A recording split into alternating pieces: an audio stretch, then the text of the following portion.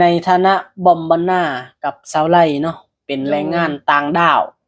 ที่มาอาศัยอยู่ประเทศไทยนานหลายปีพี่น้องเอ้ยเนาะบอมบ์นากับสาวไร่ก็ขอเว้าออกจากใจพี่น้องเอ้ยเนาะว่าบอมบ์นาขอขอบคุณเนาะขอบคุณขอบใจคนไทยทุกคนและขอบคุณแผ่นดินไทยประเทศไทยที่ให้โอกาสและเมตตาแรงงานลาวอย่างพวกเราทุกคนเลยเนาะ ถ้าบอมบ์นาบ่มีประเทศไทยนะทุกคนบอมบ์นาก็บ่ฮู้ว่าชีวิต